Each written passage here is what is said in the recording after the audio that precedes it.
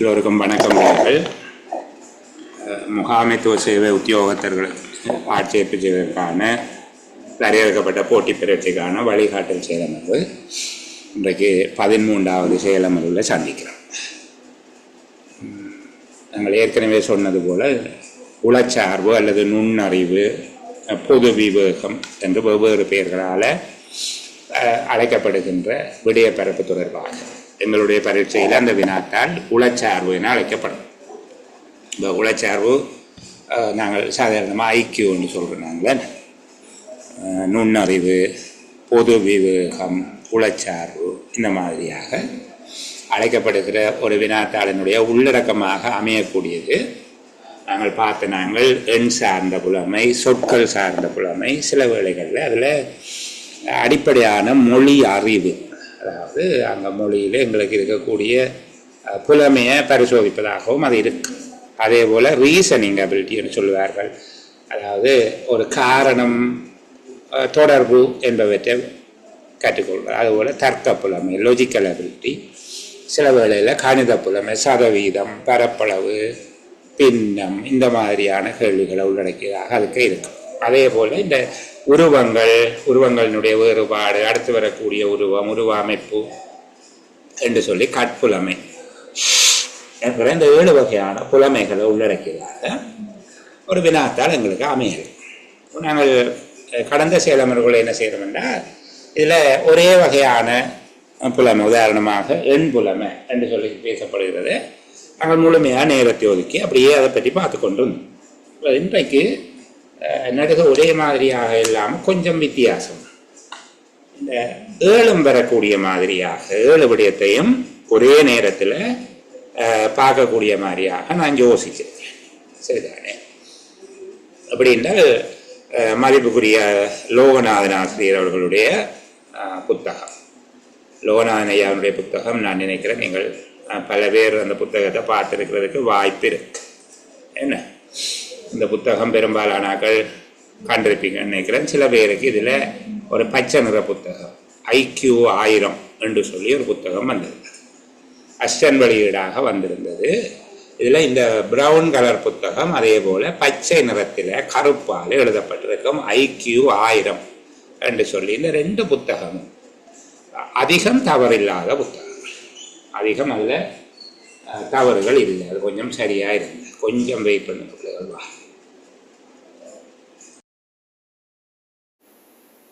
சரி பிள்ளைகள், இப்போ பார்ப்போமே.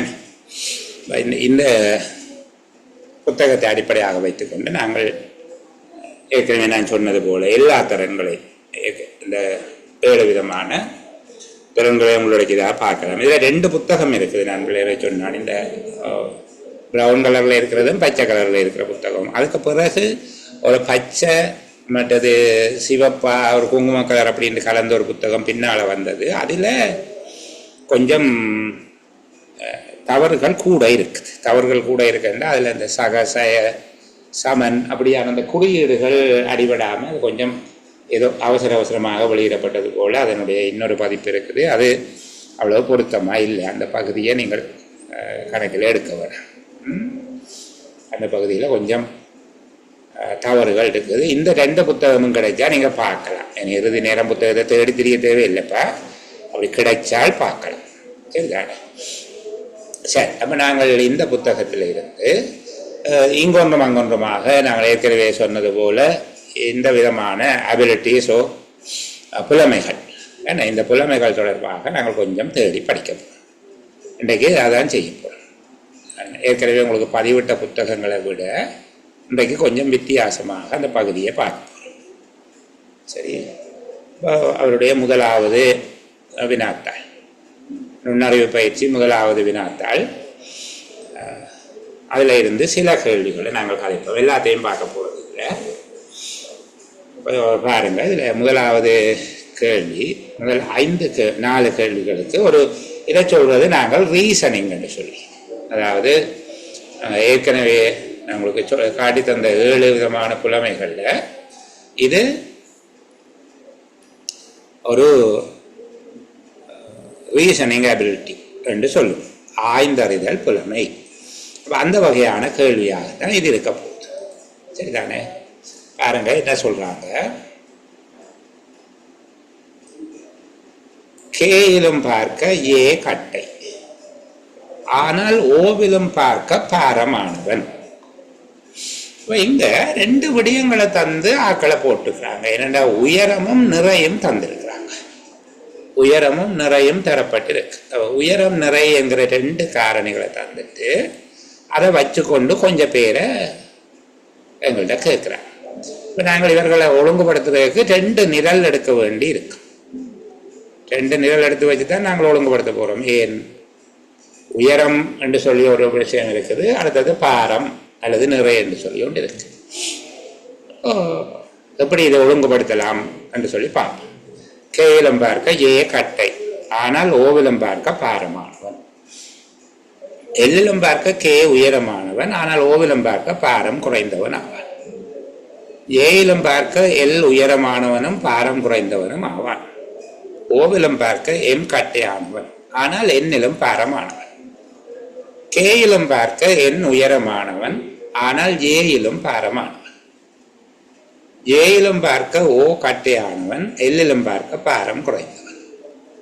நாங்கள் இங்க முதலாவது உயரம், அடுத்த ரெண்டாவது நிறை என்று சொல்லி ரெண்டு விஷயங்களை போட்டுக்கொள்வோம். உயரம், நிறை, சரிதானே? அப்போ கூடின ஆளை உயரம் கூடினவர் என்றால் மேலே போடுறது, பாரம் கூடினவர் அல்ல நிறை கூடினவர் என்றாலும் மேலே போடுறது, குறைய கீழே போட்டுக்கொண்டு வரும். அப்படி போட்டால் செய்யக்கூடியதா இருக்கும். கேயிலும் பார்க்க ஏ கட்டை, உயரத்தில் கேயிலும் பார்க்க ஏ கட்டை. அப்ப கேயை நாங்கள் இங்கே நினைக்க போட்டோம் என்றால் ஏ கொஞ்சம் கீழே இறக்கி போடணும். சில வேளை இடைக்காரையும் போட வேண்டி வந்தாலும்ன்றதுக்காக கொஞ்சம் இடம் விட்டு எழுதும். கேயிலும் பார்க்க ஏ கட்டை, ஆனால் ஓவிலும் பார்க்க பாரமானவன். ஓவிலும் பார்க்க யார் பாரமானவன்? இந்த வசனத்தின் எழுவாய் யார்? ஓவிலும் பார்க்க யார் பாரம்? கேயிலும் பார்க்க ஏ கட்டை, ஆனால் ஓவிலும் பார்க்க பாரமானவன். அப்ப ஏதான் இங்க எழுவாய், ஓவிலும் பார்க்க பாரம். ஓ, நிறைக்கு கீழே நாங்கள் எழுத போறோம். ஓ என்பவரை விட ஏ கொஞ்சம் மேலதான் இருப்பேன். எவ்வளவு தூரம் மேலே இருப்பாருன்னு தெரியாது, கொஞ்சம் மேலே இருப்பேன், சரிதானே? ஓவிலும் பார்க்க பாரமான. எல்லிலும் பார்க்க கே உயரம் ஆனவன். இந்த கே எல்லிலும் பார்க்க உயரமானவன். இந்த எல்ல எங்க எழுதுறது என்ற பிரச்சனை, ஏக்கு கீழேயா மேலேயா? எல்லிலும் பார்க்க கே உயரமானவன். இப்ப நாங்கள் இந்த எல்லை இப்படி சைட்டா போட்டு வைப்போம், சரிதானே? ஆனால் என்ன பிரச்சனை என்றால் இந்த எல்லை பிரேக்கெட் பண்ணி வைக்கிறோம். அவர் இங்கேயும் வரலாம், இங்கேயும் வரலாம், ரெண்டு இடத்துலையும் வரலாம். கேக்கு கீழே தான் வரவன். எல்லிலும் பார்க்க கே உயரமானவன். அப்ப எல்லுக்கு மேல கே போட்டிருக்கிறோம், சரி. ஆனா எல் ஏக்கு கீழேயா மேலேயான்னு தெரியாது.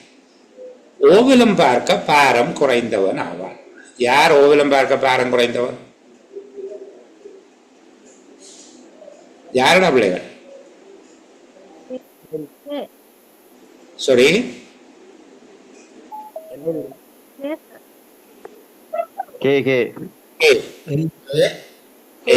என்னிடம் பார்க்க கே உயரம், ஓவிலும் பார்க்க பாரம் குறைந்தவன்.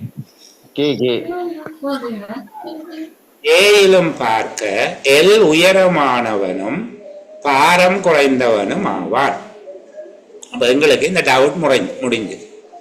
ஏயிலும் பார்க்க எல் உயரமானவனும் பாரம் குறைந்தவனும் ஆவான்.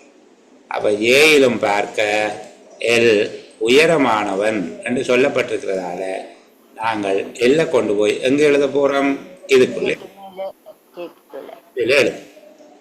ஏயிலும் பார்க்க எல் உயரமானவனும் பாரம் குறைந்தவனும் ஆவான். இப்போ ஒரு பிரச்சனை வருகிறது. இந்த ஏக்கு கீழே இந்த ஏரியாக்குள்ள எங்க எல் வருவார் என்று தெரியாது. இப்ப இதை குறிச்சிடும். ஏயிலும் பார்க்க எல் உயரமானவனும் பாரம் குறைந்தவனும் ஆவான். எல் இந்த ஏரியாவுக்கு எங்கேயாவது வருவார். என்ன? ஓவிலும் பார்க்க எம் கட்டையானவன். ஓவிலும் பார்க்க எம் கட்டையானவன், ஆனால் என்னிலும் பாரமானவன். ஓவிலும் பார்க்க ஓவிலும் பார்க்க எம் கட்டையானவன். இந்த ஓவும் எம்மும் எங்க வர போறாங்கன்னு தெரியாது, மேலையா கீழையா தெரியல, நாங்க சும்மா குறிச்சு வச்சு கொள்வோம். ஓவிலும் பார்க்க, ஓவிலும் பார்க்க யாரு?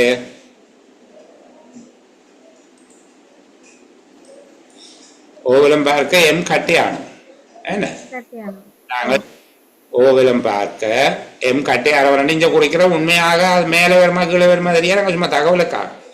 ஓவிலும் பார்க்க எம் கட்டையானவன் என்னிலும் பாரமானவன். ஓவிலும் பார்க்க எம் கட்டையானவன் என்னிலும் பாரமானவன். அப்ப என் மேல எம் கீழையா இருக்கு. அதுக்கும் அங்கே என்று தெரியாது, மேல வருமா கீழே வருமா தெரியாது. நாங்கள் இவே இப்படி ஒரு நோக்கத்துக்காக குறித்து வச்சிருக்கேன்.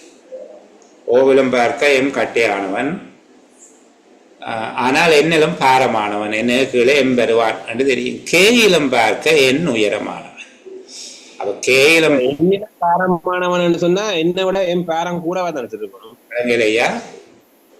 என்னிலும் பாரமானவன் என்று தானே போட்டிருக்கு. பாரமானவன் வெயிட் கூட தானே எங்க போட்டிருக்க? ஓவிலும் பார்க்க எம் கட்டையானவன் என்னிலும் பாரமானவன். ஓகே, எம் பாரமானவன். ஓகே, சரிதானே?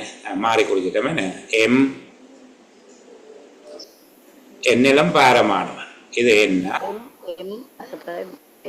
என்னிலும் பாரமானவன். எம் மேல வரும். கேயிலும் பார்க்க என் உயரமானவன் என்று சொல்லியிருக்கு. கேயிலும் பார்க்க என் உயரமானவன். கேயிலும் உயரமானவன் என்ற போது இங்க வர போறானே என்ன? இந்த ஏரியாக்குள்ள எங்கேயோ என் வர போற. கேயிலும் பார்க்க உயரமானவன் கேக்கு மேல ஒரு ஆனா ஓவுக்கு கீழையா மேலையான்ற ஒரு பிரச்சனை ஒன்று இருக்கு. இல்ல இது நீங்க நிறைய இல்ல பாக்குறீங்க, உயரத்துல இல்ல பாக்கணும். சாரி நான் தான் இடம் மாறி குறிச்சிட்டேன். ஓகே, கேயிலும் பார்க்க என் உயரமானவன். கேயிலும் பார்க்க என் உயரமானவன். கேயிலும் பார்க்க என் உயரமானவன். ஏயிலும் பாரமானவன் யாரு? என். அப்ப இன்னும் மேல தெரியல. அப்ப பிரச்சனை முடிஞ்சது. இந்த பகுதியை அழிப்போம், இந்த பகுதியை அழிப்போம், தேவையில்லை. கேயிலும் பார்க்க என் உயரமானவன் என்ன போட்டாச்சு. ஏயிலும் பாரமானவன். அப்ப ஏக்கு மேலே என் வந்தா எண்ணுக்கு மேலே எம் போட வேணும்ன்றது சரி. அடுத்த ஏயிலும் பார்க்க ஓ கட்டையானவன். ஏயிலும் பார்க்க ஓ கட்டையானவன். அப்ப இந்த ஓடர் இப்படியே கொண்டே எழுதலாம். ஏயிலும் பார்க்க ஓ கட்டையானவன். எல்லிலும் பாரம் குறைந்தவன். எல்லிலும் பாரம் குறைந்தவன் யாரு?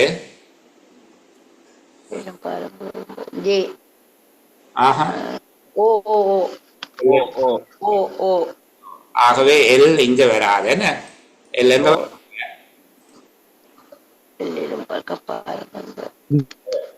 எல் மேல போகும். முதல் எல் இந்த ஏரியாக்குள்ள வரும் எழுதி வச்சிருந்தாங்க. இப்ப எல் ஓவுக்கு தெரியும்.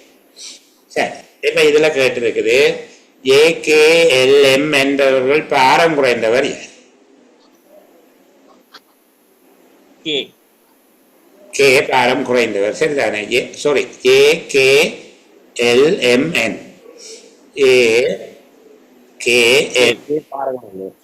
பாரம் குறைந்தவர் யார்? கே. பாரமானவனும் உயரமானவன் யாரு? எல்லுக்கு மேல இருக்க வேணும், ரெண்டுக்கும் இருக்கணும். யார் இருக்கிறார்? சரிதானே? பின்வருவோரில் யார் ஏயிலும் பார்க்க உயரமாகவும் பாரமாகவும் இருப்பார்? ஏயிலும் பார்க்க உயரமாகவும் பாரமாகவும் இருக்கும். ஏக்கு மேல இருக்கும். என் மட்டுமே இல்ல எம். எம் ரெண்டு வேணும் சார். உயரம் வேணும், எம் வேணும். எம்க்கு உயரம் பாரம் மேல இருக்கு, உயரம் கீழே இருக்கு சார். எம் ஏயிலும் உயரமானவனும் பாரமானவனாகவும் இருக்கும். உயரமாக உயரம் குறைஞ்ச எண் எண் மட்டும்தான் வரும். எண் மட்டும்தான் என் என் ஓ என் வரும் சார். எண் மட்டும்தான் எண் வரும். மட்டும்தான் ஓ வரும். என் மட்டும். எண் என்ன? எண் ஓ உயரமும் கூட நிறையும் கூட. எல்லிலும் பார்க்க கட்டையாகவும் ஜேயிலும் பார்க்க பாரங்குறைவாகவும் இருப்பவர் யார்? எல்லிலும் பார்க்க கட்டையாக 3 பேர் இருக்கணும். O J O M.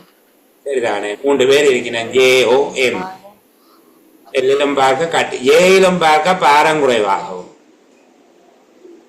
ஓ சார். ஓ மட்டும்தான் வரும். ஓ ஓ 2 இருக்கக்கூடிய ஆள் ஓ. சரிதானே? ஓகே.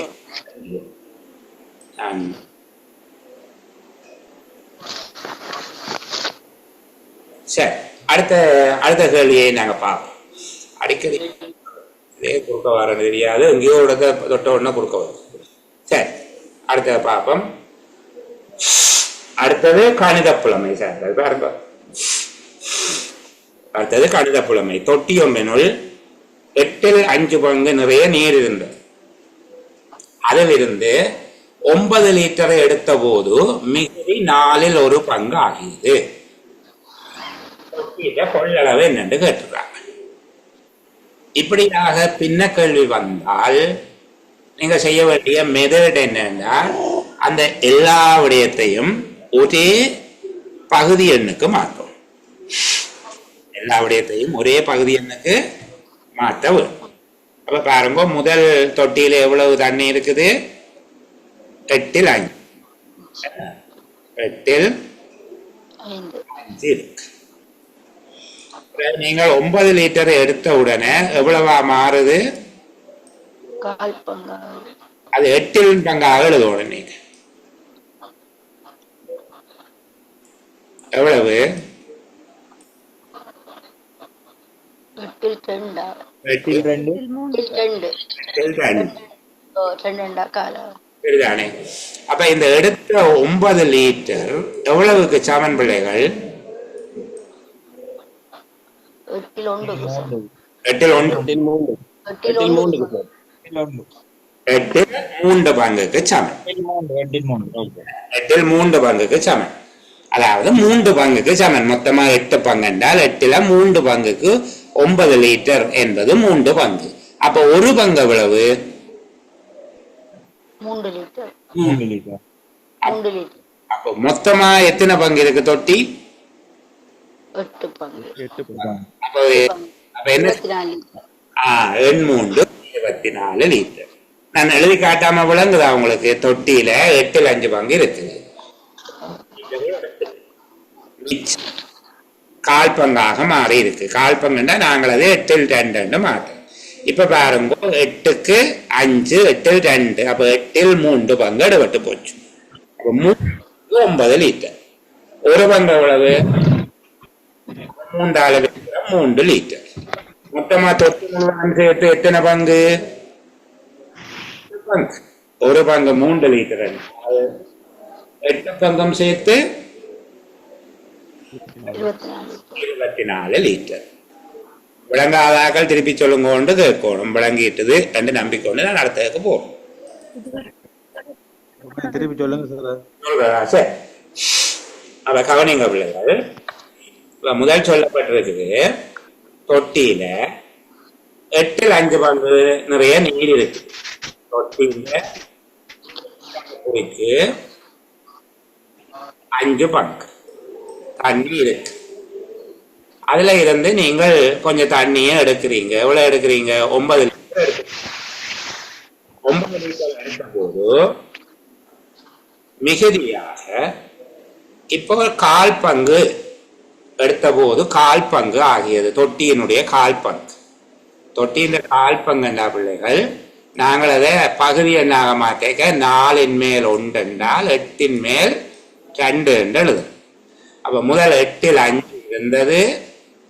இப்ப நீங்கள் 9 லிட்டர் எடுத்த உடனே எவ்வளவு வந்துட்டது? 8 ல் 2. அப்ப நீங்கள் எடுத்த தண்ணி எவ்வளவு? 8 ல் 3. என்ன? 8 ல் 3 பங்கு தண்ணி எடுத்து போட்டீங்க. நீங்க 8 ல் 5 இருந்தது. 9 லிட்டர் எடுத்த உடனே அது கால் பங்காகியது, தொட்டியும் கால் பங்காகி விட்டது என்றால் 8ல் 2 ஆகிட்டு, 8ல் 3 எடுத்துட்டீங்க. அப்ப இந்த 9 லிட்டர்ன்றது அந்த தொட்டியை 8ஆ பிரிச்சு 3 பங்கு. 3 பங்கு 9 லிட்டர் என்றா ஒரு பங்கு எவ்வளவு? ஒரு பங்கு எவ்வளவு? 3 லிட்டர். அது 3 லிட்டர். அப்ப மொத்தமா தொட்டியில இருக்கிறது எத்தனை பங்கு? 24 லிட்டர். 8 பங்கு. 8 பங்கு. 2 லிட்டர் என்றால் 8 பங்கையும் பெருக்கினீங்கன்னா எவ்வளவு வருது? 24 லிட்டர். 24 லிட்டர். இது மாதிரியாக நீங்கள் வேறு கேள்வி லெவல் கேட்க இந்த நுட்பத்தை நீங்கள் கையாள வேண்டும். சரிதானே? இப்ப என்னிடம் இருக்கிற பணத்தில் இருக்கிற பணத்துல ஒரு 8ல் 5 நான் தம்பிக்கு கொடுக்குறேன். அந்த மாதிரி அவர் சொல்லுவாங்க, சில என்னிடம் இருக்கிற பணத்துல நான் 8ல் 5 தம்பிக்கு கொடுக்குறேன். சரிதானே? 8ல் 5 தம்பிக்கு கொடுக்குறேன். என்னிட இருக்கிற பணத்தை 8ஆ பிரிச்சு 5 பங்கை தம்பிக்கு கொடுக்குறேன். அவர் அதுல இருந்து ஒரு 9 ரூபாவை யாருக்கோ ஒரு ஆளுக்கு கொடுத்துட்டேன். அவர் இருந்த பணத்துல இருந்து அவர் கொடுத்தால் இப்போது அவரிடம் இருக்கிற பணம் என்னிடம் இருக்கிற பணத்துக்கு சமன 9 ரூபாயில் நான் அதை மாற்றி சொல்லுகிறேன். அவர் 40 ரூபாவை கொடுக்கிறேன். அவர் தன்னிடம் இருக்கிற பணத்துல தம்பிக்கு நான் 8ல் 5 பணத்தை கொடுத்து 8ல் 5 பங்கா கொடுத்துட்டேன்.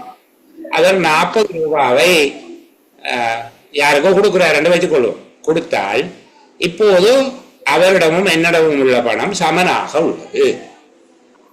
இப்போது என்னிடமும் அவரிடமும் உள்ள பணம் சமனாக உள்ளது. ஆரம்பத்தில் என்னிடம் இருந்த பணம் எவ்வளவு? திருப்பி நான் உங்களுக்கு இந்த கேள்வியை சொல்லுகிறேன். சரியா? என்னிடம் உள்ள பணத்தில் 8ல் 5 பங்கை நான் தம்பிக்கு கொடுக்கிறேன். அவர் அதிலிருந்து 40 ரூபாய் செலவு செய்தார். அவர் அதிலிருந்து 40 ரூபாய் செலவு செய்த பின்னர் அவரிடமும் என்னிடமும் இருக்கும் பணம் சமனாக உள்ளது. ஆரம்பத்தில் என்னிடம் இருந்த பணம் எவ்வளவு?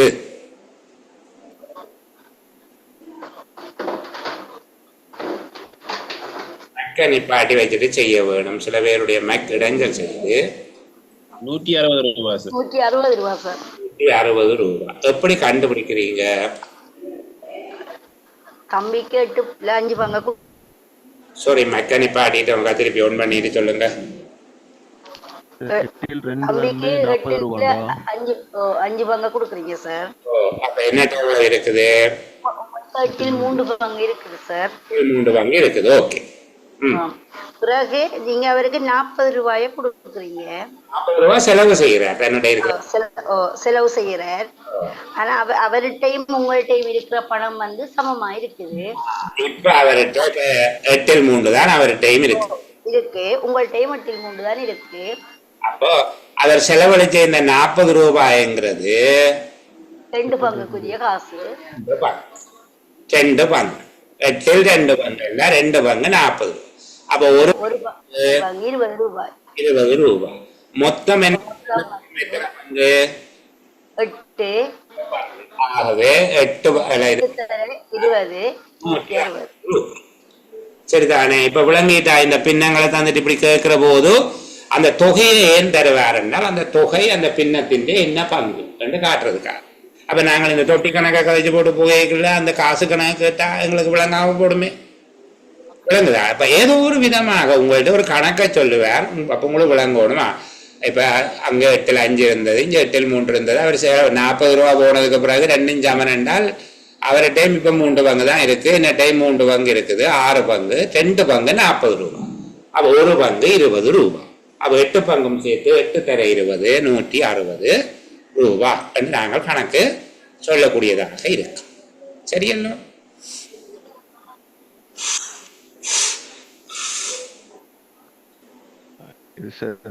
சொல்லுங்க. அது நான் ஒரு போட்டோ ஒன்று நான் பதிவிட்டு இருந்தேன்னா அது கொஞ்சம் விளக்கம் இல்லாமல் இருக்கு எனக்கு.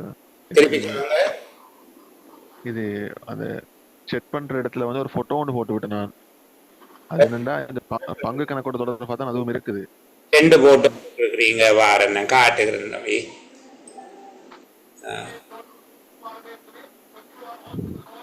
இந்த போட்டோவா சொல்றீங்க? இதானுதான்.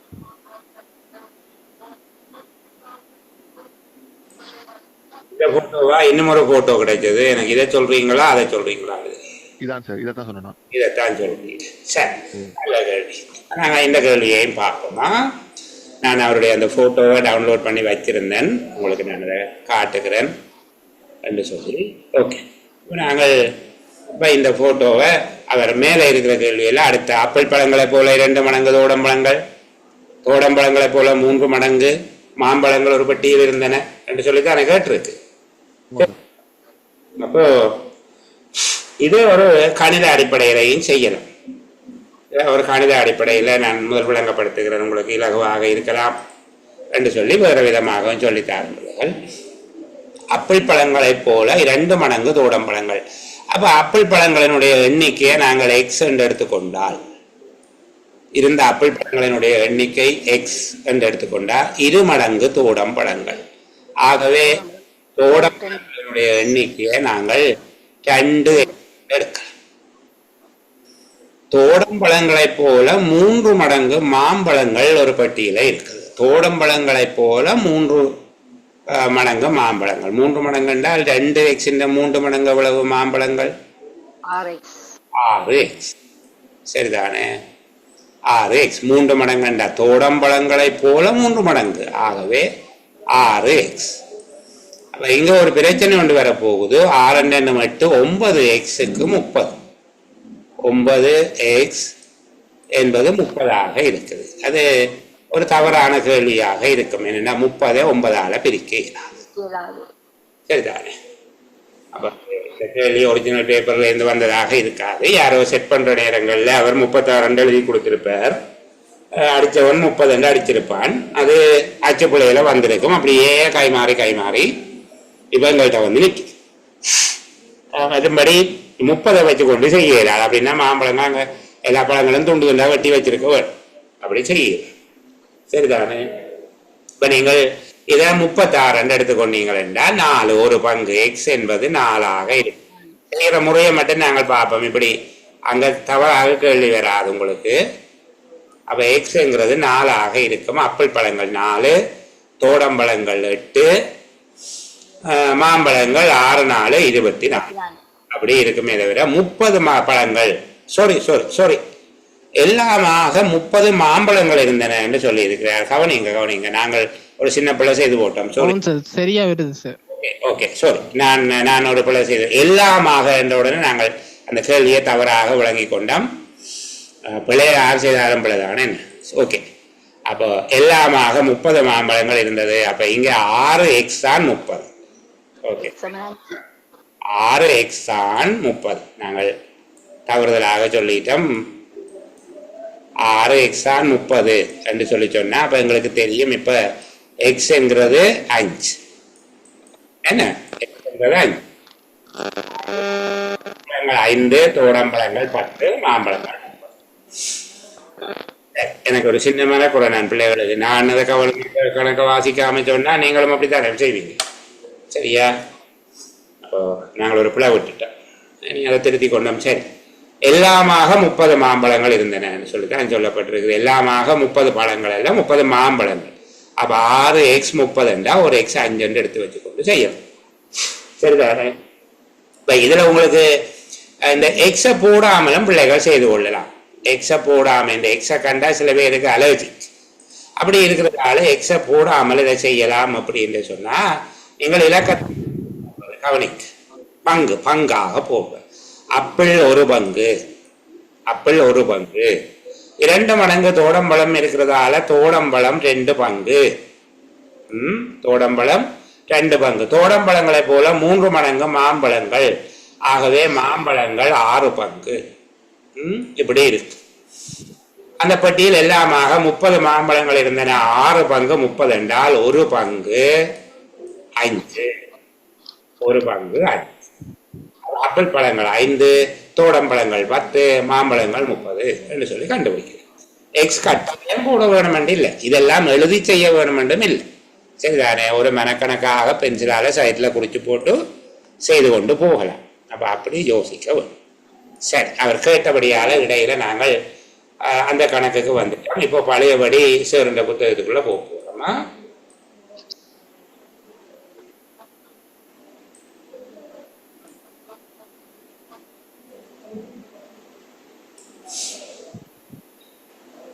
சரி, அதனுடைய அடுத்த பக்கத்துக்கு வேற கேள்விகளை தெரிப்போம். எல்லாம் செய்ய இல்லை, நான் பிள்ளைகளுக்கு எல்லாம் செய்ய இல்லை.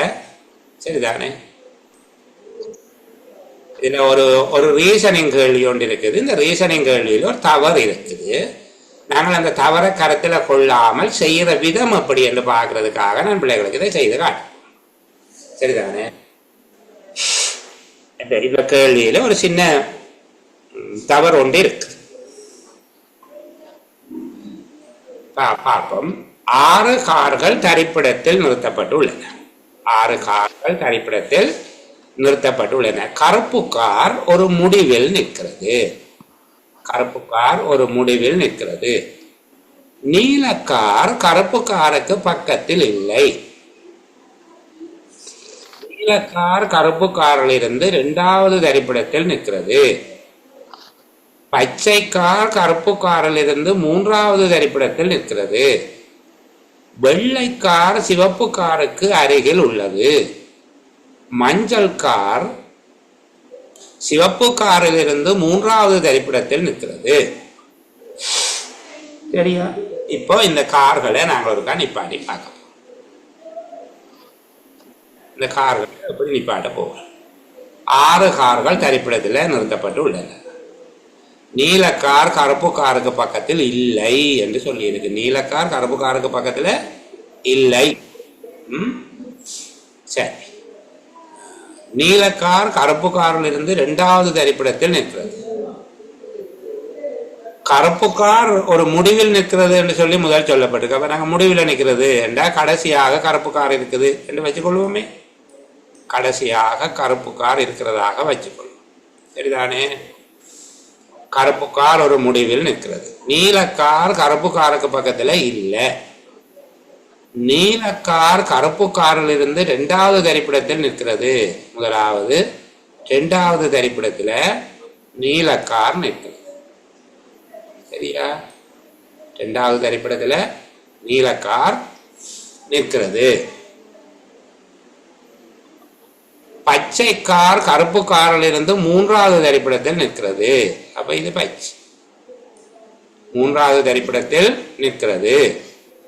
வெள்ளை கார் சிவப்பு காருக்கு அருகில் உள்ளது. வெள்ளை கார் சிவப்பு காருக்கு அருகில் உள்ளது. மஞ்சள் கார் சிவப்பு காரில் இருந்து 3வது தரிப்பிடத்தில் உள்ளது. அப்ப நாங்கள் இதுல சிவப்பை போடுவோம். இதுல சிவப்பை போட்டால் 3வது தரிப்பிடத்தில் கொண்டு வந்து நாங்கள் வெள்ளைக்காரை நிப்பாட்டலாம். இதுல கொண்டு வந்து வெள்ளைக்காரை நிப்பாட்டலாம். மஞ்சள் மஞ்சள் மஞ்சள் மஞ்சள் மஞ்சள் கார். மஞ்சள் கார். வெள்ளைக்கார் சிவப்பு காருக்கு அருகில் உள்ளது. Okay okay. சொல்லப்பட்டது பச்சை கார் கருப்பு காரில் இருந்து 3வது தரிப்பிடத்தில் உள்ளது. வெள்ளை கார் சிவப்பு காருக்கு அருகில் உள்ளது.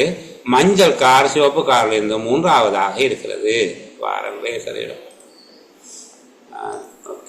இதுல நாங்கள் மஞ்சள் காரை போவோம். இதுல மஞ்சள் காரை போவோம். போட்ட வேண்டாம். மிஞ்சி இருக்கிறது வெள்ளை தானே. வெள்ளையை கொண்டு வந்து இஞ்சி எழுதுவோம். சரி, இப்ப வெள்ளை கார் எந்த நிற கார்களுக்கு இடையில் உள்ளது? இப்ப இதுல ஒரு டவர் இருக்குன்னு சொல்லி சொன்ன இந்த விளக்கம் விளங்குதா? வெள்ளை கார் எந்த நிற கார்களுக்கு இடையில் உள்ளது? அது இடையில இல்லை. அது ஒரு அந்தத்துலதான் நிக்குது. சரிதானே? அப்ப இதுதான் நான் சொன்னேன், இதுல ஒரு தவறு இருக்குது என்று சொல்லி. நான் ஒரு புத்தகத்தை அப்படி எடுத்து பார்க்குற நேரங்களில் இருக்கிற தவறுகளை ஞாபகம் வச்சு கொள்ளுகிறது. இதில் ஒரு தவறு இருக்கிறது. இந்த கார் வெள்ளை கார் என்னோட கார் சார் வட்டமானண்டா என்ன மாதிரி சார்? ஆனால் அதில் சொல்லப்பட்டிருக்குது ஒரு ஓரத்தில் நிற்கிறது என்று சொல்லி. கருப்பு கார் ஒரு முடிவில் நிற்கிறது. வட்டமாக இருக்கிற போது முடிவு வராது. அப்படி வந்ததுண்டா நீங்கள் சிவப்புக்கும் கருப்புக்கும் இடையில நிற்குது என்று சொல்லலாம். ஆனால் ஒரு முடிவில் நிற்குது என்று தானே சொல்லப்பட்டிருக்குது. முடிவு அது ஒரு நேர்கோட்டில் இருக்க வரும். அப்ப பாருங்க, 2 முடிவிலும் உள்ள கார்கள் என்று சொல்லியும் கேட்டிருக்காங்க. 2 முடிவில் இருக்கிறபடியால இப்படித்தான் நிறுத்தப்பட்டிருக்கோம். 2 முடிவிலும் உள்ள கார்களுக்கு அருகில் உள்ள கார்களின் நிறங்கள் சிவப்பும் மஞ்சள். இது ஓடர் மாறியும் பெறலாம் பிள்ளைகள். மாறி முன்னுக்கு கருப்பு எழுதி அடுத்தது மஞ்சள், நீலம், பச்சை, சிவப்பு, வெள்ளை வலது பக்கமாகவும் இருக்கலாம். எப்படி இருந்தாலும் விட மாறாது. பச்சை காருக்கு அதிக தொலைவில் உள்ள கார் இது கருப்பு. எல்லாம் ஒரு பக்கத்துக்கு 2 நிக்குது, ஒரு பக்கத்துல 3 நிக்குது. ஆகவே 3ஆவதாக இருக்கிற கருப்பு கார் தான் அதிக தொலைவில் இருக்கிறதாக இருக்கு. அப்ப இந்த முதலாவது கேள்வியிலே ஒரு தவறு இருக்குது. நாங்கள் கேள்வியை பற்றி யோசிக்க தேவையில்லை. நான் உங்களுக்கு அடிக்கடி சொல்லுகிறேன். நான் சரிதானே, எங்களுக்கு ஒரே வேலை என்ன என்றால் இந்த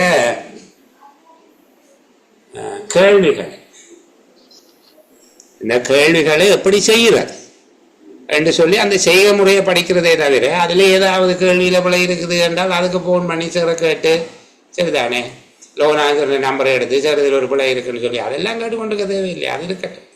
எங்களுக்கு இப்படித்தான் செய்கிறது என்று தெரிஞ்சாச்சு. சரி, அடுத்தது இந்த 11ஆவது கேள்வி. இது ஒரு அடிப்படை தொடை சார்ந்த கணித பரிசோதிச்சா நாங்கள் செய்யக்கூடியதாக இருக்க. கணிதத்தில் தவறிய மாணாக்கர்கள் 40%, ஆங்கிலத்தில் தவறிய மாணாக்கர்கள் 20%, 2 பாடங்களிலும் தவறிய மாணாக்கர்கள் 15%, முழு பாடங்களிலும் சித்தி அடைந்தோர் எத்தனை வீதம் என்று கேட்டிருக்கு. முழு பாடத்திலையும் 2 பாடத்திலையும் சித்தி அடைஞ்சாக்கள் எத்தனை வீதம் வீதத்துல தான் சொல்லப்பட்டிருக்கு. சரிதானே. அப்போ நாங்கள் இதுக்கு ஒரு பட்டியை போட்டு சும்மா கறி காட்டுறேன். நான் பிள்ளைகளுக்கு ஒரு பட்டியை போடுவோம். உண்மையா பட்டி போட்டெல்லாம் செய்ய தேவையில்லை. கணிதத்தில் தவறிய மாணவர்கள் அப்ப உள்ளுக்கு இருக்கிறார்கள். கணிதத்தில் தவறியாக்கள். ஆங்கிலத்தில் தவறியவர்கள் ஆங்கிலம் தவறியவர்கள் எண்ணிக்கையில சொல்லி இருக்கோ இல்லை. கணிதத்துல தவறு 40%. என்ன கணிதத்துல தவறுனது 40%. ஆங்கிலத்தில் தவறியவர்கள் 20%. 2லையும் தவறுனாக்கள் எத்தனையா? 15. அப்ப இதுக்குள்ள 15. 2 வெட்டுகிற இடத்துல 15. இதுக்குள்ள எத்தனை வரும்?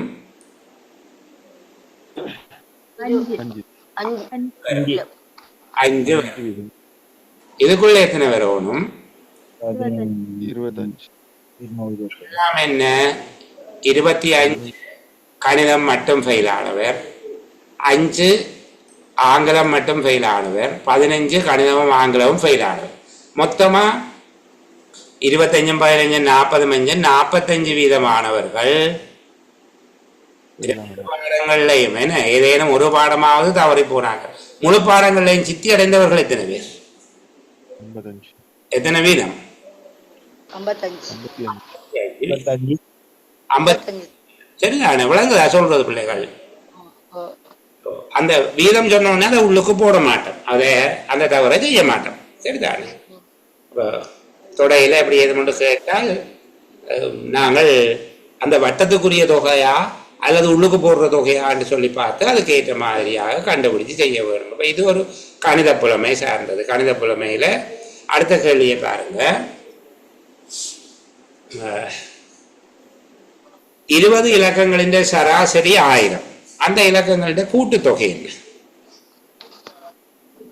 20,000. அவ்வளவுதான். ரொம்ப யோசிக்க தேவையில்லை.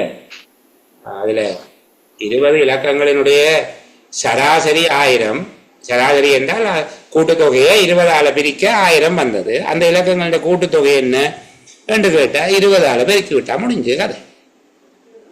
சார் உங்களுக்கு கொண்டு ஷேர் பண்ணி விட்டுருக்கேன் சார், அதை கொஞ்சம் சொல்லி காட்டுங்களேன் சார். திருப்பி சொல்லிட்டாங்களேன் சார். திருப்பி சொல்லுங்க போ. சார் அந்த 11ஆம் கேள்விக்கு ஏற்ற மாதிரி சார் ஒரு படம் ஒன்று அனுப்பி விட்டுருக்கேன் சார், ஒரு கேள்வி ஒன்று, அதை கொஞ்சம் சொல்லி தருமா சார்? சொல்லி தருகிறேன். சரிதானே? நான் இந்த இன்டர்வல் முடிய தானே படம்? ஓம் சார். ஓகே.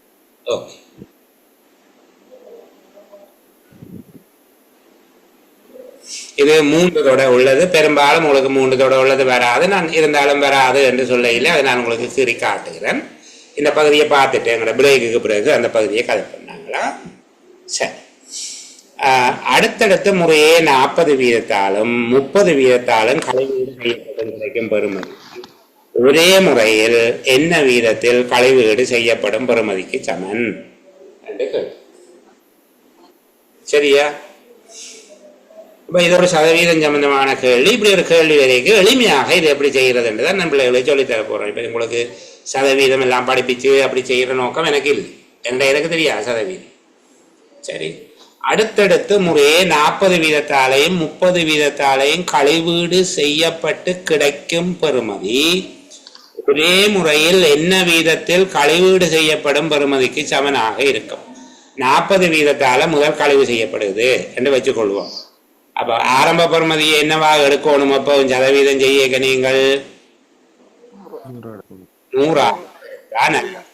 100 எடுத்தால் நல்ல. ஆரம்பத்துல 40 வீதம் கழிவீடு செய்யப்பட்டு கிடைக்கிற பெறுமதி எவ்வளவு கிடைக்கும்?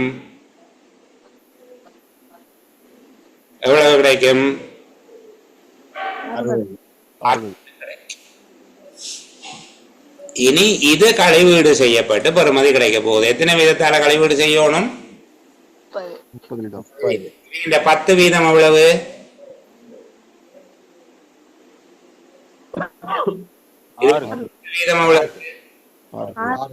6 சரிதானே?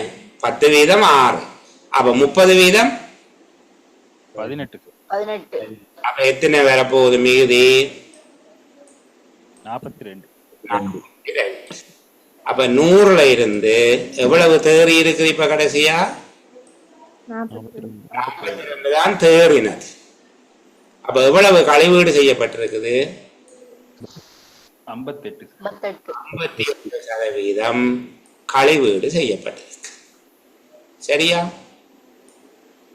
58% கழிவீடு செய்யப்படுவதற்கு சமன். எப்பவும் பிள்ளைகள் நான் சொல்லுகிறேன், இந்த சதவீதம் சம்பந்தமான கேள்வி வந்தால் நீங்கள் ஒரு 100 போட்டு செய்து பாருங்க. சரிதானே? சில வேளைகளில் அவர்கள் உங்களுக்கு நான் அன்றைக்கும் சொல்லி தந்தேன், ஒரு சதுரத்தின் பரப்பளவு 64 வீதத்தால் கூடினால், ஒரு சதுரத்தினுடைய பரப்பளவு 64 வீதத்தால் கூடினால் அதன் பக்க நீளம் எத்தனை வீதத்தால் கூடும் என்று கேட்கிறாங்க. இப்ப செய்தனாங்களா அப்படி கேள்வி? சொல்லி தந்தனானா? சதுரத்தின் பரப்பளவு 64 வீதத்தால கூடினால் அப்ப முதல் சதுரத்தை நீங்கள் 100 என்று வச்சுக்கொள்ளும். முதல் சதுரம் 100. இப்ப 64 வீதத்தால கூடுது. சாரி, 64 வீதம். ஓகே, வருமா? இல்ல, 64 வீதத்தால குறையுது என்று வச்சுக்கொள்வேன். முதல்ல இதை பெரிய சதுரமாக்குறேன் உங்களோட விளக்கத்துக்காக. 64 வீதத்தால குறையுது என்றா இப்ப இது இந்த பரப்பளவு எவ்வளவு பிள்ளைகள்? 36. சரிதானே? இப்ப பக்க நீளம் எத்தனை சதவீதம் குறையும் என்று கேட்கிறேன்.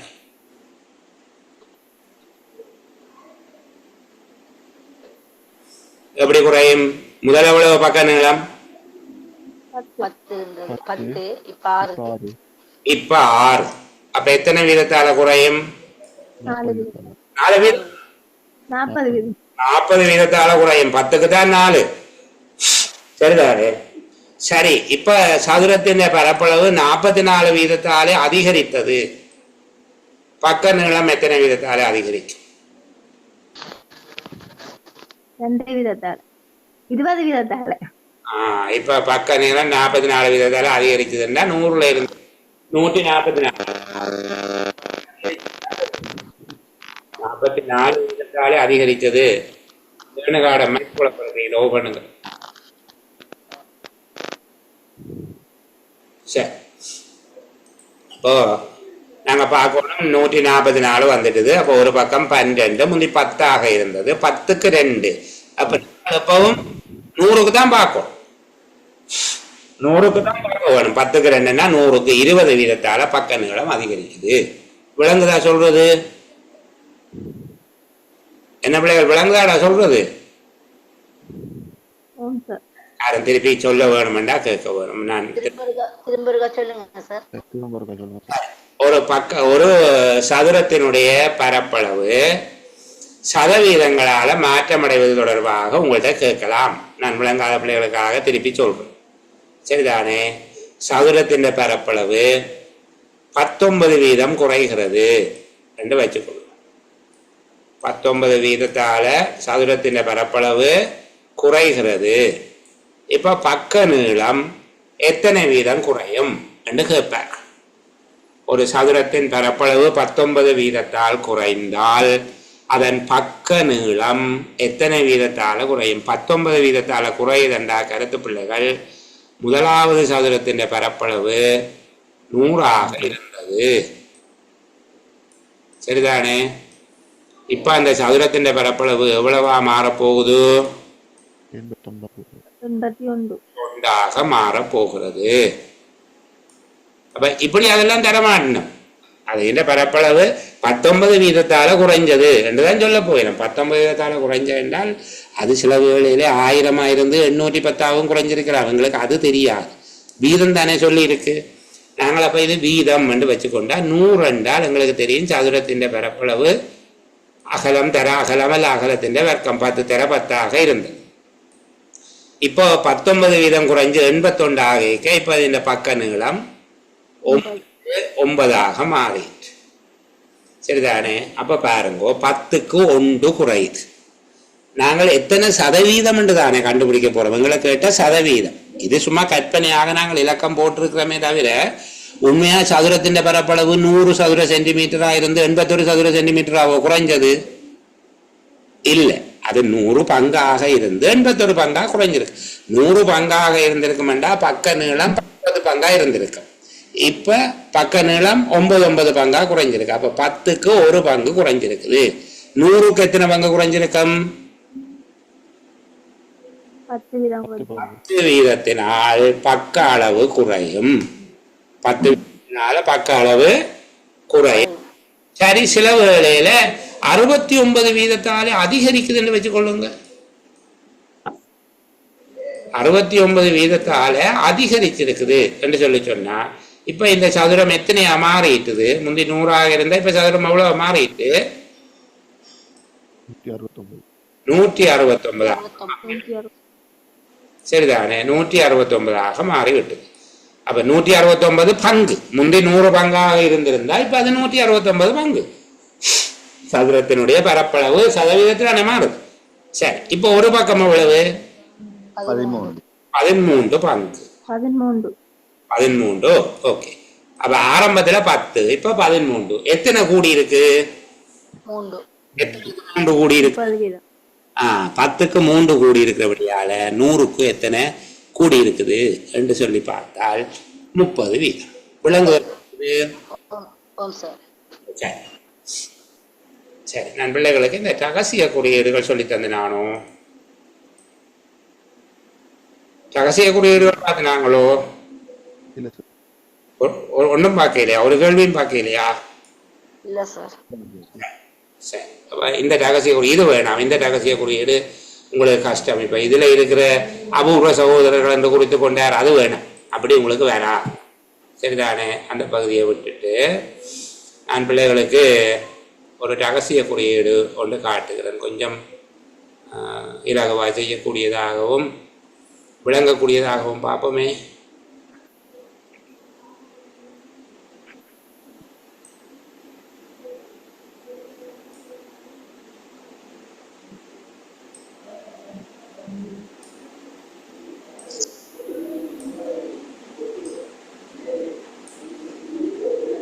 சரி, இந்த பகுதியை பார்ப்போம். இதுல ஒரு தாயக்கட்டை கேள்வியும் கிடக்குது, ஒரு காதை பார்த்துட்டு போ. சரிதானே? இப்போ தாயக்கட்டை எங்களுக்கு நாங்கள் எக்ஸ்பர்ட் ஆகிட்டோம்னு நினைக்கிறேன்.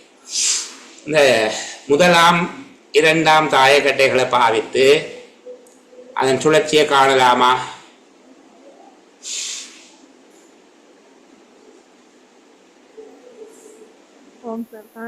என்னென்னு காணலாம்? எப்படி காணலாம்? எப்படி அந்த ரெண்டு தாயக்கட்டையும் பாவிச்சு காணலாம்னு சொல்லுங்க. உண்ட காணலாம் சார். என்ன பொதுவா இருக்குது? எது பொதுவாக மிஸ் பண்றதும் மற்றதும் எது பொதுவாக இருக்குது? 4 பொதுவாக 6 எதிர்பக்கங்களா இருக்கும். 6 எதிர்பக்கம் என்று காணலாம். 6 எதிர்பக்கம் என்று காணலாம். எல்லா எதிர்பக்கம் காணலாமோ? என்ன சார்? எல்லா எதிர்பக்கத்தையும் காணலாமோ? இல்ல காண. எந்த தாயக்கட்டையை பயன்படுத்த வேணும்? ஒன்றையும் பாதிக்கும். ஒன்றையும் பாதிக்கணும். பொதுவான எண்ணாக எது எடுக்கிறோம்? 6 இருந்து வலஞ்சொலியாக எழுத போறோம். 6 2 4 6 5 1 சரிதானே? சரி, அப்ப 4 1 எதிர்பக்கங்கள், 2 5 மிச்சமா இருக்கிறது 3, 6 3 எதிர்பக்கங்கள். சரியா?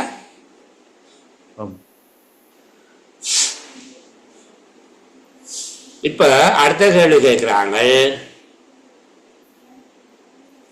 இலக்கம் 6 சதுரமுகியின் மேல் பக்கத்தில் இருக்கும் போது,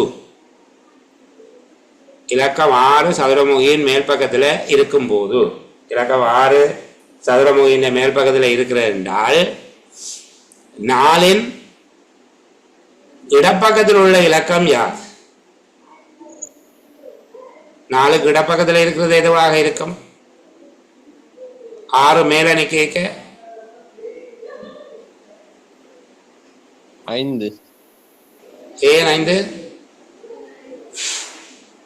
2 கிட்ட எதிர்பக்கம் 5 என்றபடியா 6 மேல நின்றா 4 இடப்பக்கம் 5. 6 மேல போயிக்க 4 பின்னுக்கு போயிடும்டா பிள்ளைகள். 4 இடப்பக்கத்துல எது இருக்கும்? இடப்பக்கம் எங்கட இடப்பக்கம் தான் பாக்குறது. எது இருக்கும்? 5 வரை தான் இடப்பக்கம் எப்படியா? 2 இருக்கும். விளங்குதா? 2 இருக்கும் சார். 6 மேல போன உடனே 4 பின்பக்கத்துக்கு போடும். 4 பக்கத்துல எப்பவுமே 2 தான் இருக்கும். 4 வலப்பக்கத்துல என்ன இருக்கும்? 4 வலப்பக்கத்துல எப்பவும் என்ன இருக்கும்? 5 இருக்கும். 4 இடப்பக்கத்துல 2 இருக்கும். 4 5 இருக்கும். இப்ப இருக்கிற போது 4 மேல இருக்கிற போது 4 வலப்பக்கத்துல என்ன இருக்குது? 6. எங்கட வளம் தான் 4 இருக்குமா? 4 இந்த பக்கமா திரும்பி பாக்குறீங்க. 4 வலப்பக்கத்திலே 6 இருக்குது. இப்ப 4 இடப்பக்கத்துல என்ன இருக்குது? சாரி 6 எதிர்பக்கம் என்ன? 3. மாற்றம் 6 எதிர்பக்கம் என்று கேளாம உங்களை கேட்டு விட்டுருவான்.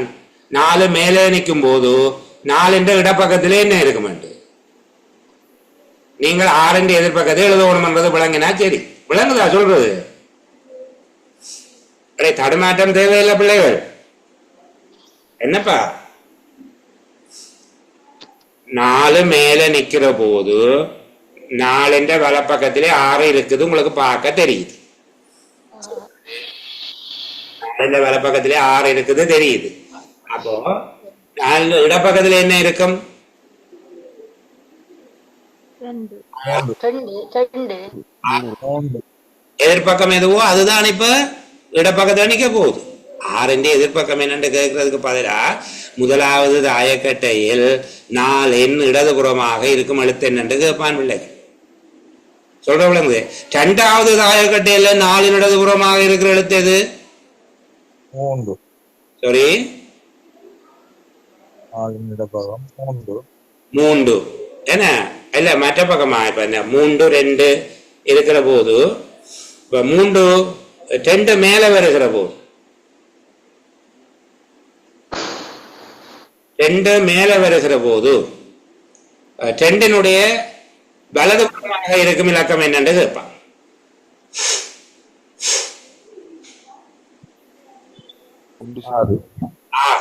சரிதான். இப்படி பெரும்பாலும் உங்கள்ட்ட அந்த அளவு குழப்ப மாட்டேன் நான், அதனாலதான் கடுமையா அதை முயற்சிக்கையில.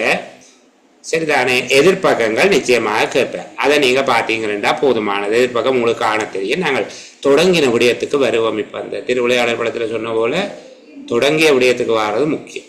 சரியா, நான் கொஞ்சம் பெருப்பிச்சு காட்ட போறேன் பிள்ளைகளுக்கு. ஏனென்றால் கொஞ்சம் எழுத்து போன்ல பார்க்குறார்கள் பாவம் தானே. நல்லா கிட்ட எடுத்து வச்சு பிள்ளைகளுக்கு அந்த பகுதியை காட்டுகிறேன். சரியா, ரொம்ப கிளியரா இருக்கும் நான் நம்புகிறேன். சரி, இப்ப இதுல 6 ரகசிய குறியீடுகள் தரப்பட்டு இருக்குது. 6 ரகசிய குறியீடுகள் தரப்பட்டிருக்குது. அவற்றுக்கான சொற்கள் மேலே தந்திருக்கிறாங்க. நான் அந்த சொற்களை வசதிக்காக 1 2 3 4 5 6 என்று எழுத போறேன். ஏன் அப்படி எழுத போகிறேன் என்றால், தனபதி, தினபதி, நந்தினி, மதுபதி, கமலினி, பகவதி என்பதை மவுசால் எழுதுறது கஷ்டம். அப்ப நான் அந்த வசதி கருதி எந்த வசதிக்காக உங்களை அப்படி காட்டுறேன். சரியா, சரி. இப்ப பார்ப்போம். இதில் பார்க்க போறோம். தனவதி, தினபதி, நந்தினி, மதுபதி, கமலினி, பகவதி ஆகிய பெயர்களை குறிக்கும் ஆங்கில எழுத்தில் அமைந்த ரகசிய குறியீட்டு முறை கீழே தரப்பட்டுள்ளது. ரகசிய குறியீட்டு முறை கீழே தரப்பட்டு உள்ளது. பொருத்தமான பெயர்களை உரியவற்றுக்கு நேரே எழுதுங்கள் என்று சொல்லப்பட்டிருக்கு. தனவதி, தினபதி, நந்தினி, மதுபதி, கமலினி, பகவதி.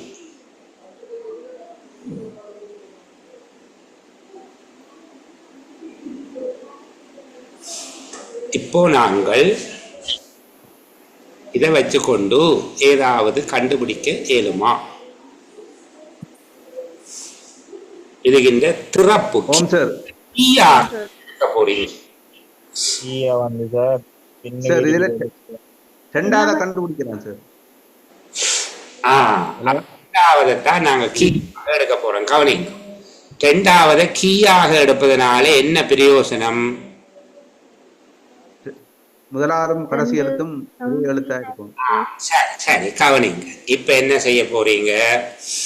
முதலாவதன் கடைசி எழுத்தும் தீ தீ ஒரே எழுத்தாக இருப்பதால முதலாவதும் கடைசி எழுத்தும் ஒன்றாக இருப்பதுதான் தினபதியாக இருக்கும். அது எது?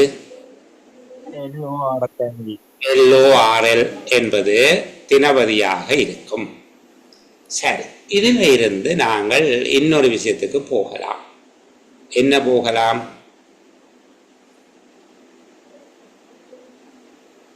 என்ன எழுத்த கண்டு? தனபதி 52. 2வதாக நானா இருக்கிற இன்னும் ஒரு சொல்லுத்தான் இருக்கு. தினபதி என்பது போல 2வதாக நானா இருக்கிறது. 6 சொற்கள்ல இன்னும் ஒரு சொல்லுத்தான் இருக்கு. 2வதாக ஓ இருக்கிறது தான் அந்த சொல்லாக இருக்கும். தனவதி. சரி, அதை விட வேறு என்ன இந்த தினவதி என்பதுல இருந்து கண்டுபிடிக்கிறீங்க?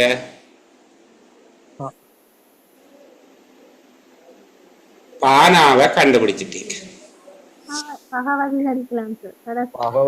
மதுபதி என்றது 51வதா இருக்கலாம். ஓ, பானாவை கண்டுபிடிச்சிட்டீங்க. பானா என்பது 6. ஆகவே 6ல தொடங்குறது தான் பகவதியாக இருக்க வேண்டும். 6வதாக இருக்க வேண்டும். சரியா? அதே போல இந்த பானா தினபதி எங்கிறதுல மூன்றாவதாக பானா இன்னும் ஒரு இடத்துல தான் இருக்கு. மூன்றாவதாக பானா என்றால் ஆர் என்ன மூன்றாவதாக ஆர் இருப்பது 51. அப்ப அது 4. அது 4 மதுபதி. மதுபதி என்ன இந்த 6வது கண்டுபிடிக்க பகவதி 2வது எழுத்து காணா அது ஏ ஆக இருக்குது பாருங்கோ.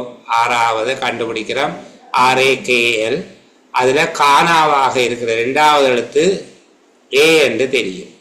அப்ப ஏல தொடங்குறது தான் 5வது கமலினியாக இருக்க வேண்டும். என்ன பகவதி என்பதுல 2வது ஏ ஆக இருக்கிறபடியாக ஏல தொடங்குறது கமலினியாக இருக்கணும். என்ற காணாவில ஒன்றுதான் தொடங்கும். ஆக கமலினி என்கிற 54 கமலினி. அப்ப இனி மெட்டதுக்கு தேடி கண்டுபிடிச்ச ஒன்று இருக்கிறதோ எல்லாம் முடிஞ்சா போல இதுக்கு 3 சரிதானே. இதுக்கு 3 இப்படி போட்டு விட்டோம்டா சரி. இதுல ஒரு சுவாரஸ்யமான கதை பிள்ளைகளுக்கு சொல்ல வேணும். ஒரு சம்பவம் நடந்தது. இந்த புத்தகத்தில இருந்து சுட்டு வேற யாரோ பேப்பர்ல போட்டான். சரியா பேப்பர்ல போடுகிற போது அவங்க என்ன செய்தாங்கன்னா இந்த மதுபதி என்பதை தவறுதலாக மதுமதி என்று போட்டுவிட்டாங்க. மதுமதி என்று போட்டா செய்ய இயலாது. மதுமதி என்று போட்டா செய்ய இயலாத அவங்க விட இப்படி தமிழ் அப்படித்தான் வந்தது என்று சொல்லிட்டு விட்டுட்டாங்க. உங்களுக்கு தெரியணும் ஸ்கீமில் வாரதுக்கு விட செய்கிறீர்கள். நாங்கள் ஒரு முறையான செய்கை வழி கொண்டு இருக்க வேண்டும். சரியா இந்த உயரமானவன் பாரமானவன் படித்த மாதிரி பிள்ளைகள் இன்னும் ஒரு ரீசனிங் கொண்டு பார்ப்போமா? விரும்புறீங்களா நீங்கள்? உயரமானவன் சொல்லி பார்த்தோம். அந்த மாதிரி ஒரு ரீசனிங் கேள்வி ஒன்று இருக்குது. நாங்க ஒரு கதை பார்ப்போம். அது நல்ல போல இருக்குது. ஒரு திருப்பி சொல்லுங்க ஐயா. எடுத்துட்டு பார்ப்போமா? ஓ ஓ சரி நல்ல நல்ல ஓகே தேங்க்யூ. நான் ஞாபகப்படுத்தினதுக்கு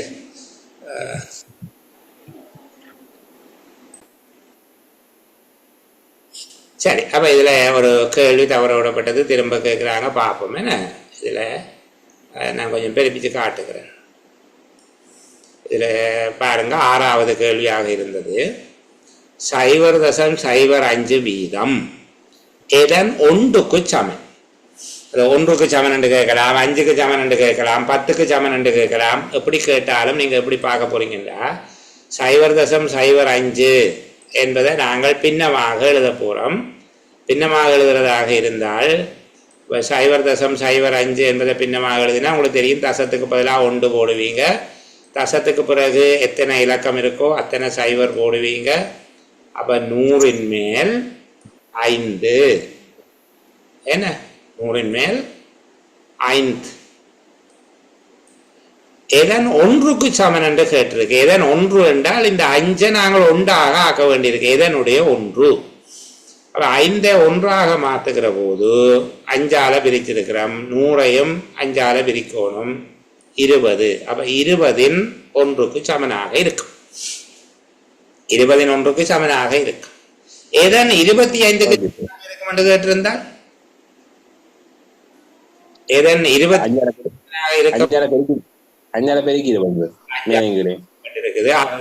இருக்கிறது பெருக்கப்பட்டு 500ன் 25. தமிழ் விடையில ஒரு விடைக்கு ஈக்குவலா இருக்குமோ யோசிச்சுட்டு எதுக்கு உண்டு. அது சரி நல்லது. அந்த கேள்வி கேட்டா நல்ல சரிதானே. அப்படியா புரிஞ்சு கொள்றதுக்கு அப்படி கேட்டா நல்ல. அது பிள்ளையான விஷயம் இல்லை தானே. நாம ஒரு விஷயத்தை தெளிவுபடுத்துறதுக்காக நாம திருப்பி அது இருக்கா பார்த்துக்கொள்ளும். சரிதானே. எனக்கு இப்போ ஒரு ஐடியா வந்திருக்குது. உங்களுக்கு பதிவிடப்பட்ட புத்தகங்களை நீங்கள் பார்த்து கொள்ளலாம். பதிவிடப்பட்ட புத்தகங்கள் உங்களோட முயற்சிக்காக அதை நான் கையை விட போறேன். ஏன் உங்களோட முயற்சிக்காக கையை விட போறேன்னா நீங்கள் செய்து பார்த்துட்டு அதில் எதுவும் சந்தேகங்கள் இருந்தால் கேட்கலாம். மற்றும்படி நாங்கள் கொஞ்சம் லோனான் ஐயாவோட பயணிக்கலாம். லோனான் ஐயாவோட பயணிப்பதன் மூலமாக என்ன செய்யலாம் என்றால் வேறு வேறு விதமான வேறு வேறு விதமாக அந்த கேள்விகளை கொஞ்சம் அணுகக்கூடியதாக இருக்கும். சரியா? அப்படி அணுகினா நல்ல பிள்ளைகள் என்னென்னா நாங்கள் கொஞ்சம் அதில் ஒரே இடத்துல தேங்கி நிற்காமல் கொஞ்சம் புதுசாக பார்க்கக்கூடியதாக இருக்கு. இந்த இதில் ஒரு வரைவு ஒன்று காட்ட போகிறேன் உங்களுக்கு. அந்த வரைவு சார். ஓம் சொல்லுங்க. ஹலோ. ஓம் சொல்லுங்க சார். இந்த பக்கத்தில் தான் சார். இந்த பக்கத்தில் ஒரு 54வது கேள்வி இருக்கு சார். அது இருக்காது எனக்கு அந்த முதல்ல இருக்க விளங்கப்படுத்தினீங்களே, எனக்கு அது விளங்க இல்லை சார். வகுப்பு ஸ்டார்ட் பண்ணிக்க விளங்கப்படுத்தினீங்களே, எனக்கு அது விளங்க இல்லை. கடைசியில வந்து இருந்தேன் அந்த வகுப்புல. 54 சார். இந்த பக்கத்துல 54 பக்கம். 54வது கேள்வி பக்கம் இல்ல, 54வது கேள்வி. 54வது கேள்வி இதே பக்கம் பேப்பர்லதானா? இந்த பேப்பர்ல 54வது கேள்வி 54 பக்கத்துல இருக்கு சார். 54வது கேள்வி. ஓகே ஓகே ஓகே, அது உங்களுக்கு நான் விளங்கப்படுத்துகிறேன். சரிதானே?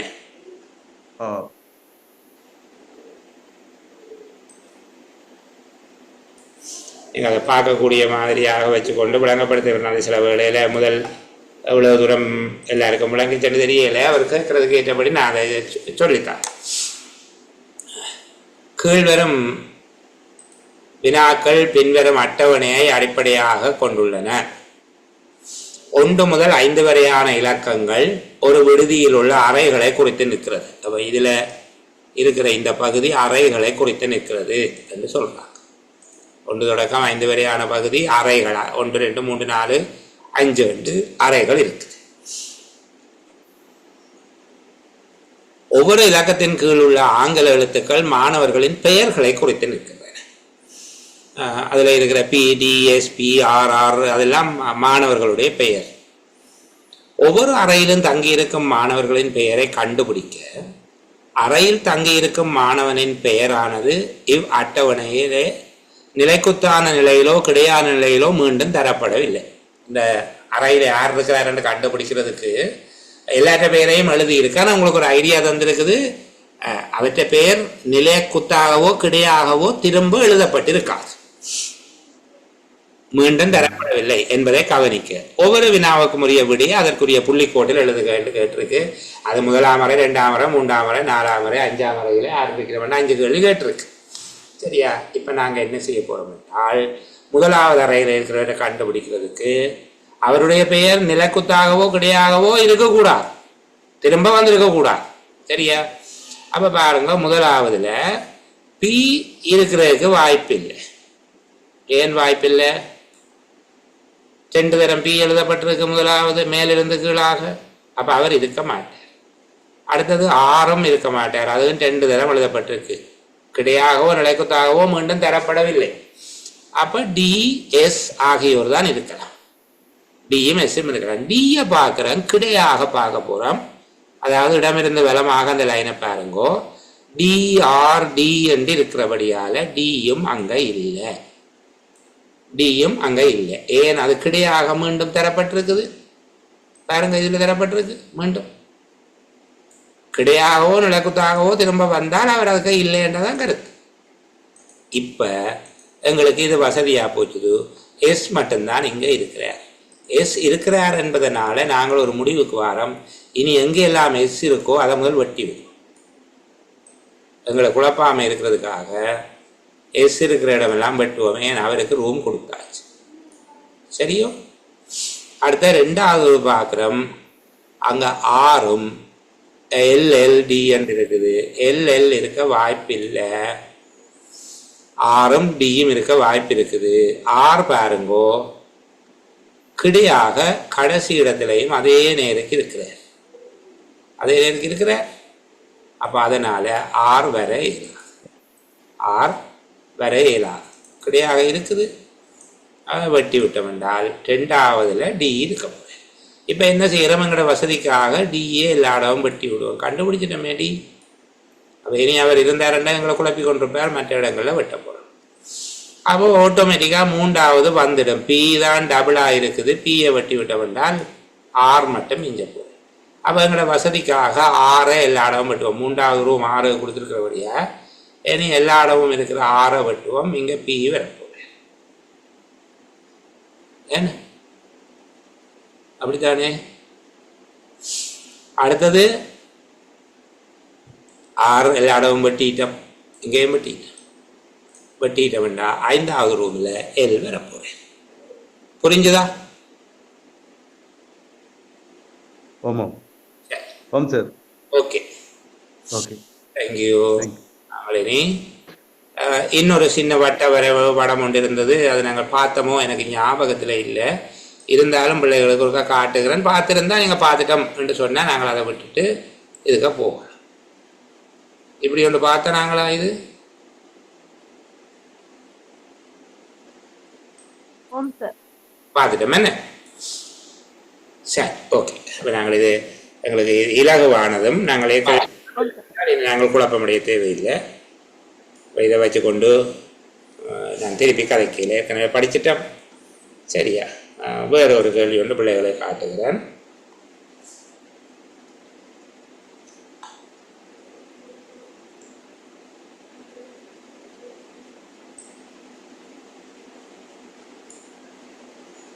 சரி, அப்போ இங்கே பாருங்கோ, இந்த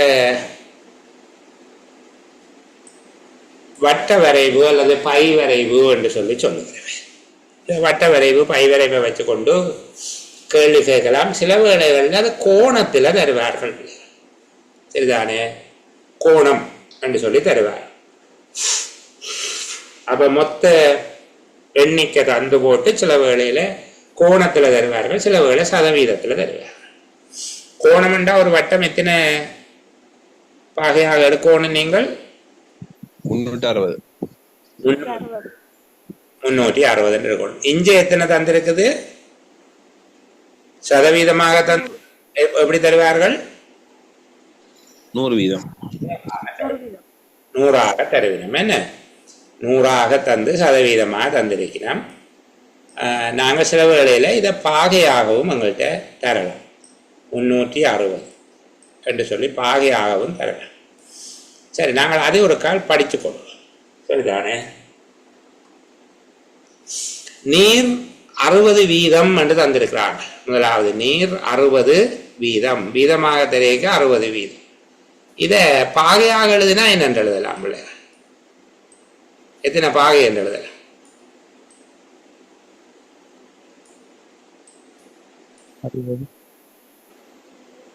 எத்தனை பாகை?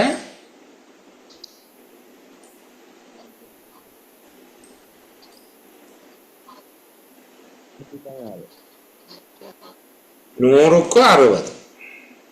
அப்ப 360க்கு அவ்வளவு. சரிதானே? அப்ப நாங்கள் இதையும் 2 சைவர் வெட்டினா இந்த 2 சைவரையும் வெட்டலாம். 6 6 36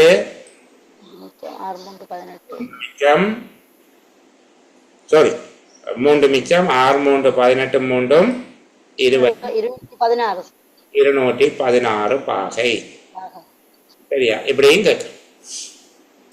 அதே போல 100க்கு 20 புரதங்கள் பாருங்க. 100க்கு 20 என்ன? 100க்கு 20. அப்ப நாங்கள் 360க்கு எத்தனை என்று பார்க்கலாம். எல்லாத்துக்கும் பெருகி கொண்டு போகக்கூடாது, ஏழமான அளவுக்கு வெட்டி போடணும். அப்ப மேலே 2 சைவர் இருக்குது, வெட்டுறோம். இதையும் 2ஐயும் வெட்டுறோம். வெட்டினோம்டா 72. அப்ப இதுல இருந்து நீங்க ஒரு ஞாபகம் வச்சிருக்கணும், 10% 36 பாகையா? 10% 36 பாகை. அதை ஞாபகம் வச்சிருந்தா சரி. அப்ப 15% 36 18 சார் கொஞ்சம் சொல்லுங்க சார். 54. எஞ்சியது 5%. அப்ப 36 அரைவாசி 18. சார் எப்படி சார் பாக்குற? திருப்பி சொல்றேன். சரிதானே? திரும்ப சொல்லு. அப்ப முதலாவது இந்த பாகையை கணிக்கிறதை வச்சுக்கொண்டு சில வேளை உங்கள்ட்ட கேள்வியை கேட்கலாம்.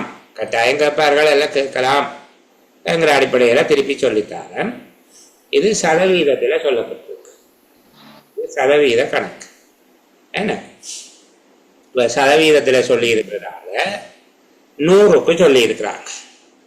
100க்கு 60 நீர், 100க்கு 20 புரதம். 100க்கு என்பதுதான் சதவீதம். 100 வீதம். 100க்கு 60, 100க்கு 20, 100க்கு 15, 100க்கு 5 என்று சொல்லி தந்து. சில வேளை பாகையாக தாரதாக இருந்தால் இந்த 360 தான் ஒரு வட்டத்துக்குரிய பாகை. என்ன 360 தான் வட்டத்துக்குரிய பாகை. அப்போ சதவீதத்தில் தந்ததை பாகையாக மாற்றுறதாக இருந்தா பாருங்கோ, இப்படி நாங்கள் எழுதணும். இது 100க்கு 60 என்று தந்திருக்கு. நீரினுடைய பங்கு சதவீதமாக சொல்லிக்க 60 வீதம். அப்ப 100ல் 60 பாகையாக சொல்லிக்க அது 360க்கு எவ்வளவு வேண்டும் பார்க்கும். 100க்கு 60. அப்ப 360க்கு எவ்வளவு என்பது 360 தான். 360 சரியா? அப்ப பெருக்கி பாத்தீங்கன்னா மேலே இருக்கிற 2 சைவரையும் கீழே இருக்கிற 2 சைவரையும் வெட்டி விடலாம். இந்த சைவர் இந்த சைவர், அதுக்கு பதிலாக இந்த 2 சைவரையும் வெட்டி விட்டா 36 6 216 வீதம். 216 பாகை. 216 பாகை என்று சொல்லி எழுத வேண்டும். சரிதானே? அப்ப எங்களுக்கு 100க்கு 60, 360க்கு எவ்வளவு? அப்ப நாங்கள் இப்படியும் பார்க்கறது 360 இந்த 100 இங்கே இருக்கிற வழியால இங்க உடனே 100 பிரிச்சு போட்டு. சரிதானே? இப்படி பார்க்கலாம். அது வேணாம், அது குழப்பம் தருகிறதால நாங்கள் அதை எல்லாத்தையும் விட்டுட்டு. சரி, இப்ப 100க்கு 60. இப்ப 20க்கு பார்க்கிறோம். புரதங்கள் 20க்கு பார்த்தோம்னா இன்னும் சுகமாக இருக்கும். எப்படி பார்த்து நாங்கள் அது 100க்கு 20 100க்கு 20 என்றால் 100க்கு 20 என்றால் 360க்கு எவ்வளவு? 360க்கு எவ்வளவு? இப்போ இதே போலதான் வெட்ட போறோம். 360 மேலதான் இருக்கு. என்ன இந்த சைவரை வெட்டுறோம், கீழே வெட்டுறோம். அப்போ 72 பாகை. 20 வீதம் 72 பாகை. அப்ப 10 வீதம் எத்தனை பாகை? 36. எங்கேயாவது 10 வீதம் வேண்டா 36 போடலாம். 5 வீதம் வேண்டா 18 போடலாம். என்ன இது 18 பாகை. சரியா? 15 வீதம் இருக்கிறது. 10 வீதமும் 5 வீதமும் 36 18 54 அல்லது மேல கண்ட போல காணலாம். 100க்கு 15 360க்கு எத்தனை என்றால் நாங்கள் அப்படி நேரத்தை மினக்கெடுத்த கூடாது என்றதால இப்படி கண்டுபிடிக்கிறோம். சரி, இப்படி ஒரு விதமான கேள்வி கேட்கலாம். இதுல சரிதானே? இப்படி கேட்கலாம்.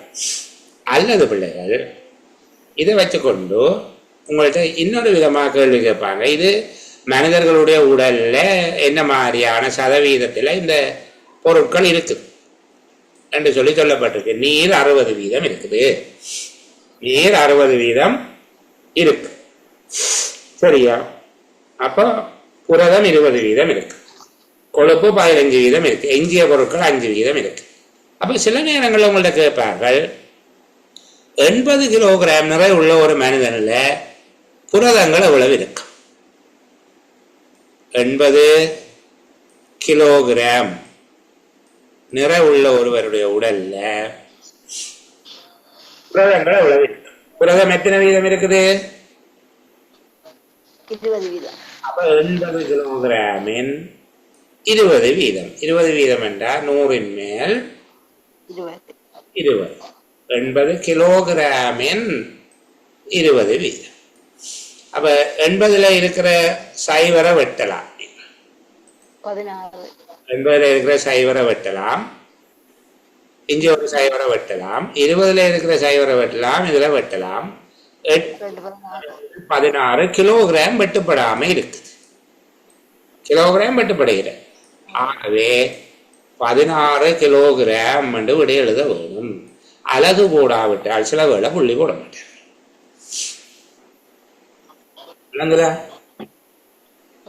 அழகு வெட்டப்படையில சில இடங்கள்ல அழகு வெட்டப்படும். இங்க அழகு வெட்டப்படாதபடியால 16 கிலோகிராம் என்றபடி எழுத வேண்டும்.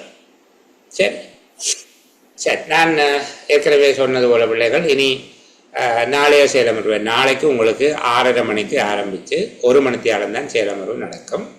வெள்ளிக்கிழமை 3 மணித்தியால சேலமர்வு இருக்கும். சனிக்கிழமை காலை மாலை, ஏன்னா அங்காள அடுத்த சனிக்கிழமையெல்லாம் படிக்க நேரம் வராது. இப்போ காலை மாலை சேலமர்வாக இருக்கும். சரியா? இந்த அளவோட நிறுத்தி கொள்ளுங்கள். எனக்கு ஒரு சகோதரன் கேள்வி போட்டிருந்தவர், நாங்கள் அதை பார்க்க இல்லை. நீங்கள் அதை குறையாக எடுத்துக்கொள்ள வேண்டாம். நாளைக்கு ஞாபகப்படுத்துங்க, கம்ப்யூட்டரில் இருக்குது, பார்ப்போம். இந்த தொடை சம்பந்தமான கேள்வி. சரியா? அப்போ இந்த அளவில் நான் சேலமர்வை நிறைவு செய்து கொள்ளுகிறேன் பிள்ளைகள்.